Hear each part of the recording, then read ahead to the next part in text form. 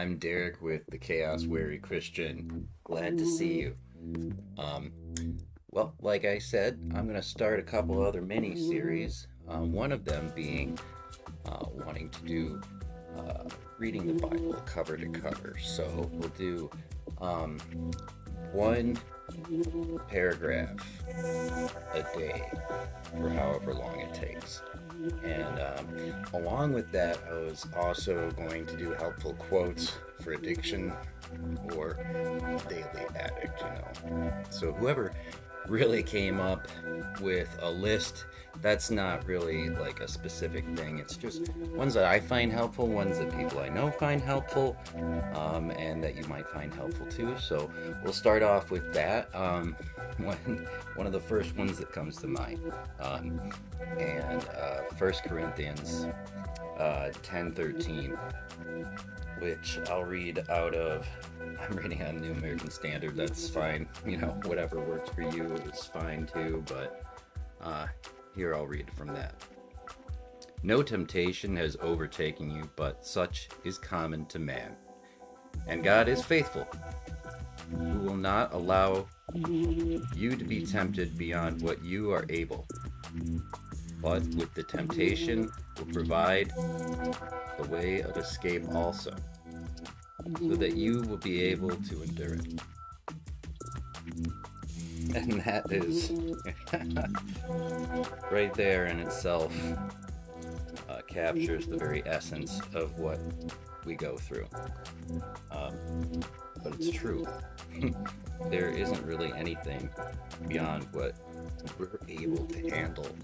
Physically, mentally, we just don't see the way out. But it's always God. And that's why we're missing the beat a lot of the time. But that's one for this.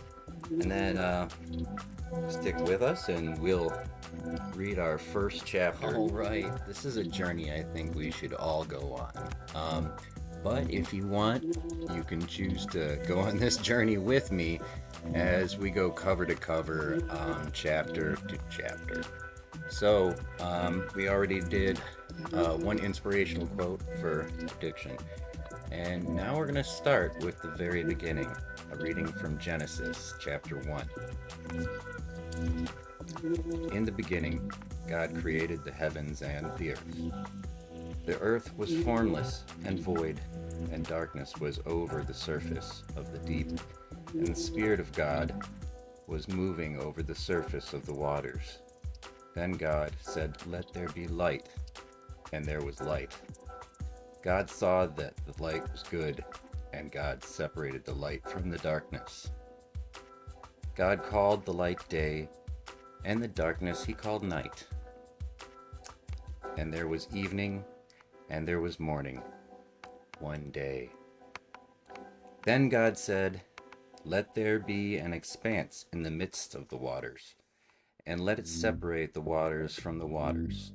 God made the expanse and separated the waters which were below the expanse from the waters, and which were above the expanse. And it was so. God called the expanse heaven, and there was evening, and there was morning, a second day.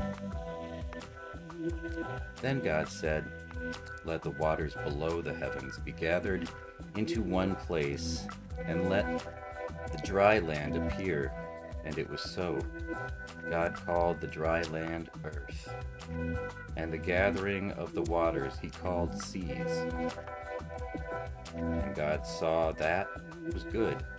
Then God said, "Let the earth sprout vegetation, plants yielding seed, and fruit trees on the earth bearing fruit after their kind with seed in them." And it was so. And the earth brought forth vegetation, plants yielding. Earth brought forth vegetation, plants yielding seed after their kind, and the trees bearing fruit with seed in them after their kind. And God saw that it was good. And there was evening, and there was morning, a third day. Then God said, "Let there be lights in the expanse of the heavens to separate the day from the night, and let them be for signs and for seasons and for days and years, and let them be for lights in the expanse of the heavens, to give light on the earth. And it was so. God made the two great lights, the greater light to govern the day, and a lesser light to govern the night. He made the stars also. God placed them in the expanse of the heavens to give the light on the earth, and to govern the day and the night, and to separate the light from the darkness. And God saw that it was good. There was evening, and there was morning, a fourth day. Then God said, "Let the waters teem with swarms of living creatures. Let the birds fly above the earth in the open expanse of the heavens." God created the great sea monsters and every living creature that moves with the waters swarmed after their kind, and every winged bird after its kind. And God saw that it was good. God blessed them, saying, "Be fruitful and multiply, and fill the waters and the seas, and let the birds multiply on the earth." And there was evening, and there was morning. Fifth day.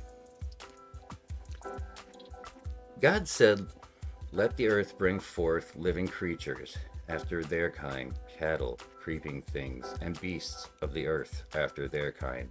And it was so.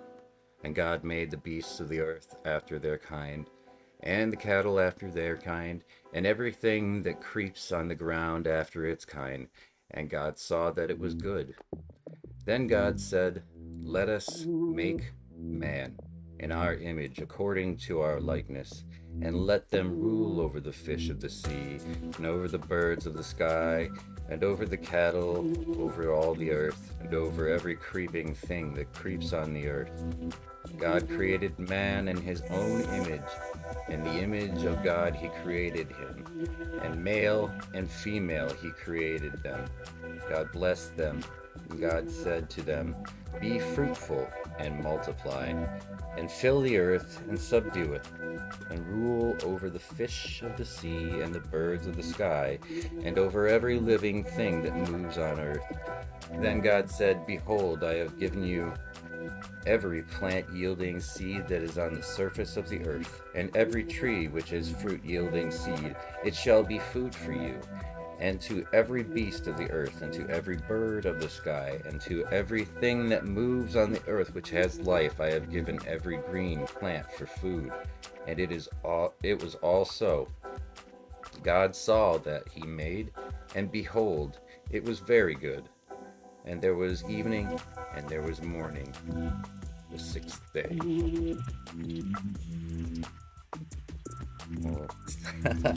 Moves on to chapter 2 after that. So the creation of man and woman, we should get on to that on our next one. Thank you, and God bless.